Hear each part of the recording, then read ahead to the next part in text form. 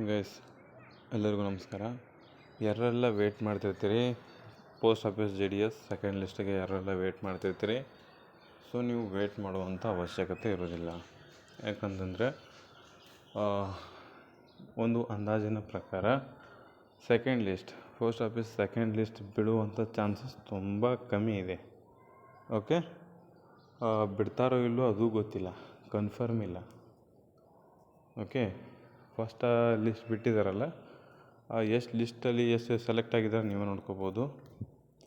Already ನಿಮಗೆ ಎಲ್ಲ ತಿಳಿಸಿದ್ದೀವಿ. ಏನು ಅಂತಂದರೆ ನೋಡ್ಕೋಬೋದು, ಇಲ್ಲಿ ನಮ್ಮ ಕರ್ನಾಟಕ ಇರುವಂಥದ್ದು 1028 ಹುದ್ದೆಗಳು. ಅದರಲ್ಲಿ 1020 ಹುದ್ದೆಗಳು ಆಲ್ರೆಡಿ ಫಿಲ್ ಆದವು. ಅದರಲ್ಲಿ ಕೆಲವೊಂದಿಷ್ಟು ಜನ ಏನಾಗ್ತಾರೆ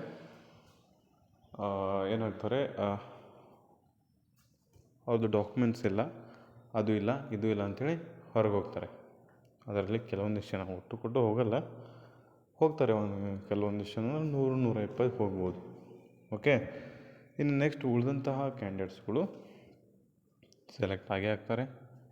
ಹಾಗಿದ್ರೆ ಎಷ್ಟು ಉಳಿತಾರೆ, ಎಷ್ಟು ಉಳಿದಿರ್ತಾರೆ ನೋಡಿ, ಎಷ್ಟು 1028ರಲ್ಲಿ ಎಷ್ಟು ಜನ ಬ್ಯಾಕ್ ಉಳಿದಿರ್ತಾರೆ ನೋಡಿ, ಸೆಲೆಕ್ಟ್ ಆಗದೆ ಉಳಿದಿರ್ತಾರೆ ನೋಡಿ, ಅವ್ರಿಗೆ ಬ್ಯಾಕ್ಲಾಗ್ ಅಂತೇಳಿ ಆ ಹುದ್ದೆಗಳನ್ನ ಉಳಿಸ್ಬಿಡ್ತಾರೆ. ಓಕೆ, ಬ್ಯಾಕ್ಲಾಗ್ ಅಂತೇಳಿ ಆ ಹುದ್ದೆಗಳನ್ನ ಉಳಿಸುವಂಥ ಪಾಸಿಬಿಲಿಟೀಸ್, ಚಾನ್ಸಸ್ ತುಂಬ ಇದೆ. ಯಾಕಂತಂದರೆ ಆಲ್ರೆಡಿ ಇವಾಗ ಕೆಲವೊಂದು ಪೋಸ್ಟ್ಗಳನ್ನ ಹೀಗೆ ಮಾಡಿದ್ದಾರೆ. ಸೆಕೆಂಡ್ ಲಿಸ್ಟ್ ಬಂದರೂ ಬರ್ಬೋದು, ಬರ್ದೇನೂ ಇರ್ಬೋದು. ಅಕಸ್ಮಾತ್ ಬತ್ತಪ್ಪ ಅಂದರೆ ಯಾವಾಗ ಬರ್ತದೆ ಅಂತಂದರೆ ಎಕ್ಸ್ಪೆಕ್ಟೆಡ್ ಡೇಟ್ ಅಂದರೆ ಅದು ಏಪ್ರಿಲ್. ಓಕೆ, ಎಕ್ಸ್ಪೆಕ್ಟೆಡ್ ಡೇಟ್ ಅಂತಂದರೆ ಅದು ಏಪ್ರಿಲ್ ಆಗಿರ್ತದೆ. ಏಪ್ರಿಲ್ 7ಇಂದ ಏಪ್ರಿಲ್ 15ವರೆಗೂ ಆಗಿರ್ತದೆ. ಓಕೆ, ಏಪ್ರಿಲ್ 7ಇಂದ ಏಪ್ರಿಲ್ 15ವರೆಗೂ ಆಗಿರ್ತದೆ. ಅಲ್ಲಿವರೆಗೂ ಕ್ಯಾಂಡಿಡೇಟ್ಸ್ಗಳು ವೇಟ್ ಮಾಡಬೇಕು. ಅಕಸ್ಮಾತ್ ನಿಮಗೆ ವೇಟ್ ಮಾಡೋಕ್ಕಾಗಿಲ್ಲ ಅಂತಂದರೆ ನೀವು ಬೇರೆ ಜಾಬ್ಗಳನ್ನ ನೋಡ್ಕೋಬೋದು.